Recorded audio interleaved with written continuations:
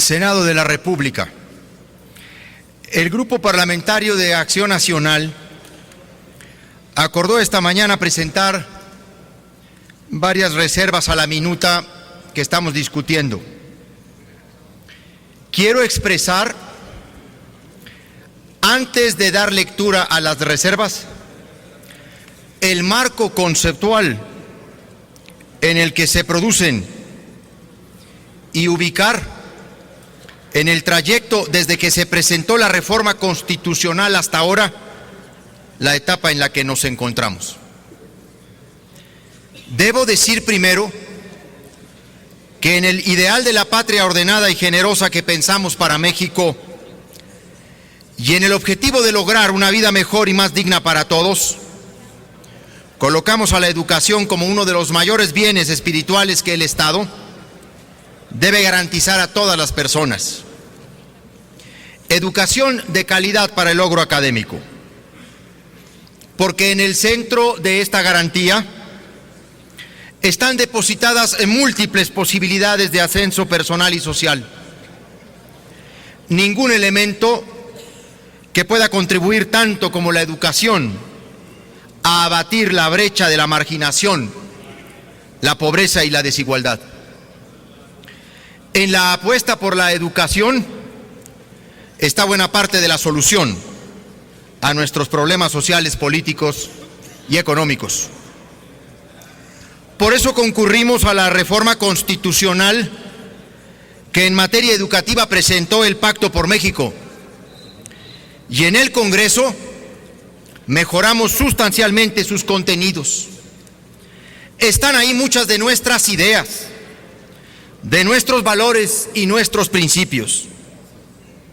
Por eso también queremos rechazar el manejo exclusivista que el presidente de la República, Enrique Peña Nieto, hace de estos esfuerzos legislativos con propósitos de propaganda política partidista, tratando de restaurar la cultura presidencialista, el otrora país de un solo hombre, que ahora hasta plazo pretende ponerle a las cámaras para desahogar las reformas. Ha sido grotesco escuchar, quizá, y no recuerdo otro caso en la historia de México, que un titular del Ejecutivo, ayuno de materia propia para informar, informe en realidad del Estado que guarda el Congreso de la Unión y su actividad legislativa. ¿En dónde estamos? Con la Ley General del Servicio Profesional Docente, cumplimos con los 3 mandatos reglamentarios contenidos en el artículo 3 y 73 de la Constitución. Honramos nuestro deber de concluir un trabajo en el que hemos puesto por delante a los niños y las niñas de México, para quienes queremos un futuro con porvenir.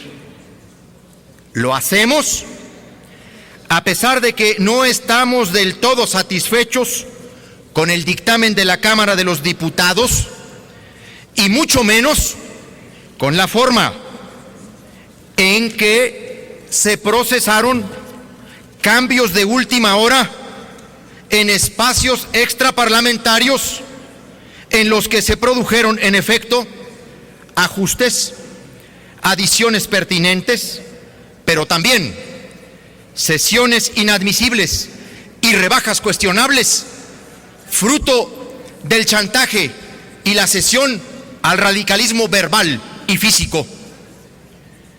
El Pacto por México es un espacio privilegiado de concertación política, inédito en nuestra historia reciente, que ha conjuntado la diversidad en la unidad para presentar iniciativas de reformas a fondo.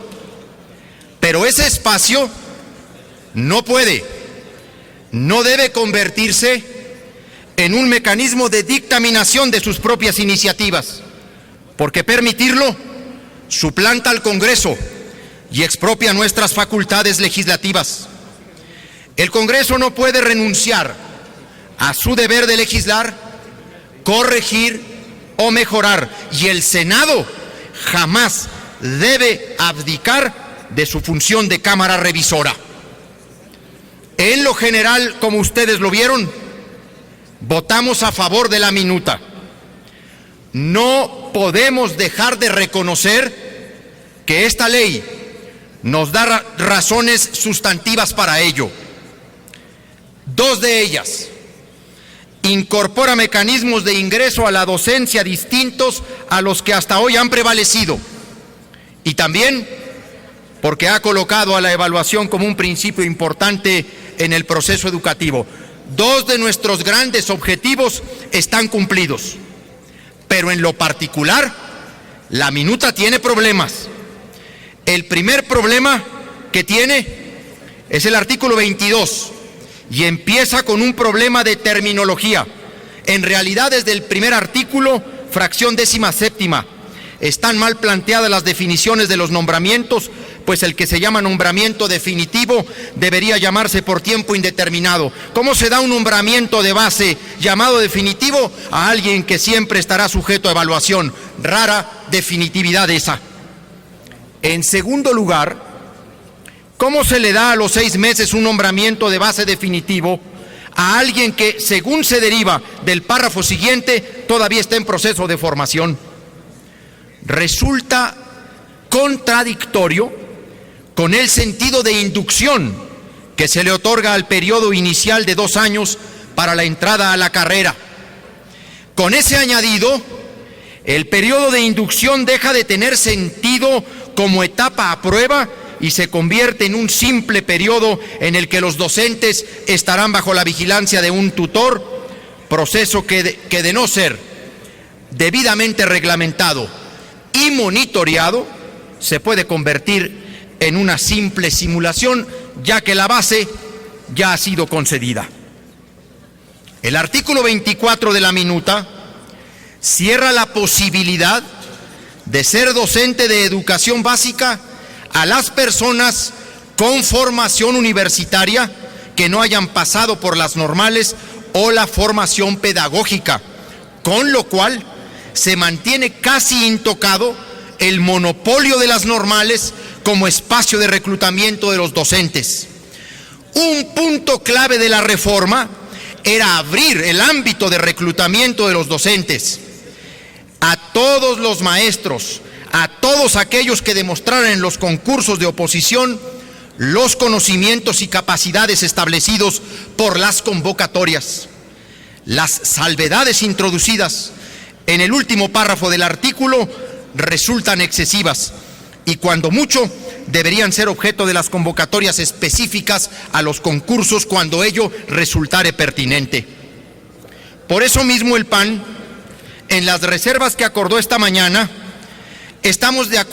no estamos de acuerdo con la moratoria establecida en el 21º artículo transitorio que ya el senador Roberto Gil ha reservado. Mantiene el monopolio de las normales en el reclutamiento de los nuevos docentes por 2 años.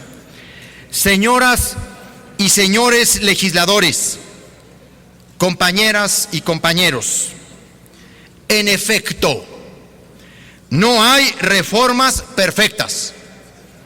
Tampoco logra uno todo lo que quiere en el diseño de una legislación. El mundo de lo ideal casi no existe en la confección de las leyes. Siempre hay que luchar por él, aunque con frecuencia uno deba posponerlo. Para definir el aval parlamentario a una reforma, se tiene que valorar en todo caso si se cumplen o no los objetivos esenciales, luego las disposiciones concretas. Reconocer lo que nos pertenece en una reforma y deslindarnos de lo que es fruto de la componenda o la simulación.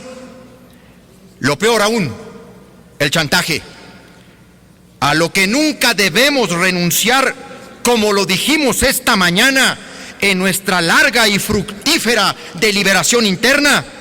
A lo que nunca debemos renunciar es a hacer lo correcto, en la oposición o en el gobierno. Hoy estamos haciendo lo correcto. En lo general, votando a favor y en lo particular en varias cosas en contra. Estamos pintando nuestra raya con lo que no nos pertenece y en lo que no nos reconocemos. Por su atención, muchas gracias.